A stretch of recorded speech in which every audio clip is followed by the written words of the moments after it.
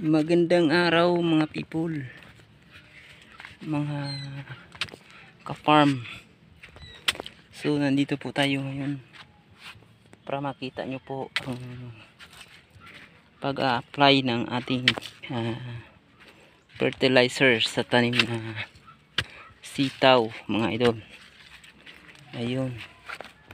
So ititisok po ito. Tulad niyan mga idol. Ayan ayan. Lagyan po natin ng fertilizer ito dahil sa marami ng bunga. So medyo lagyan natin distansya para ito ay hindi mamatay kung tamain sa fertilizer. Yun, dito ilagay yung ating fertilizer mga idol. Yun, ang pataba ng pananim natin. So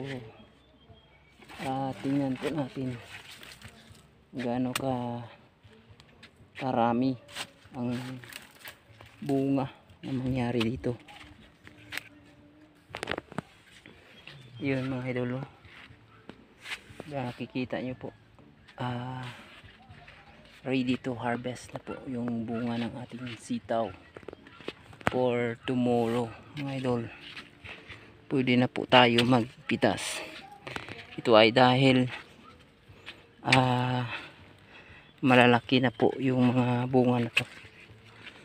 Ayan, ayan, isang stick, isang tisok, isang butas ay lalagyan natin isang table scoop o 1 scoop o fertilizer. Yung fertilizer na to mga idol ay ang Trifol 14 po. Yun tinatawag na fertilizer na complete fertilizer, Trifol 14. So makita nyo po ang bunga ng ating sitaw tanim. Yan ang hahaba mga idol. Yan, makikita natin talaga yun, di ba? Ang haba ng bunga ng ating sitaw. Basta maganda yung pag-alaga natin, di ba? So shout out dyan sa mga nanood sa aking videos, lalo na ang ating mga followers dyan. Magandang araw sa inyo lahat. Sana po ay lagi po kayo subaybay sa ating mga latest videos, ay para kayo ay mayroong kunting kaalamang matatanggap or makuha sa ating farm about sa ating pagpananim mga idol. Yun mga idol, yun kita nyo mga bunga na sitaw. Basta unang bunga mga idol ay sumasayad talaga sa lupa. Ayan, yan dami ng mga bunga ng ating sitaw. So bukas ay pwede na po tayo mag harvested dahil sa malalaki na po yung mga bunga niya, diba? So ngayon, maganda ngayon mga idol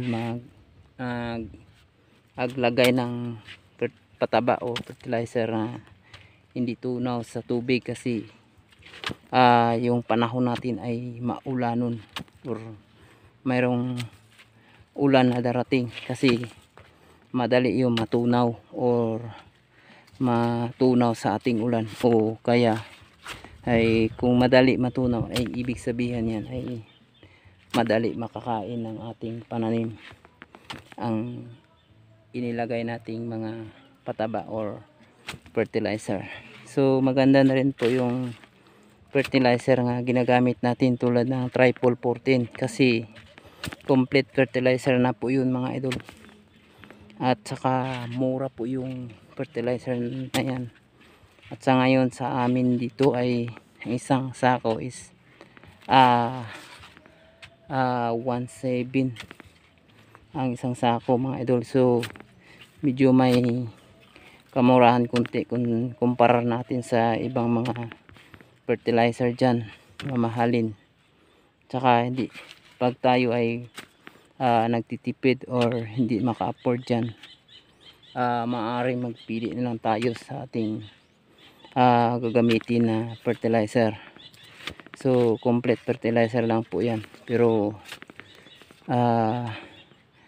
maganda yung epekto dyan sa pananim. So makita naman ninyo talaga ang mga bunga ng aming sitaw or iba pa dyan yung mga pananim.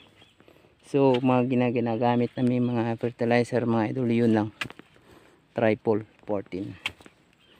So okay,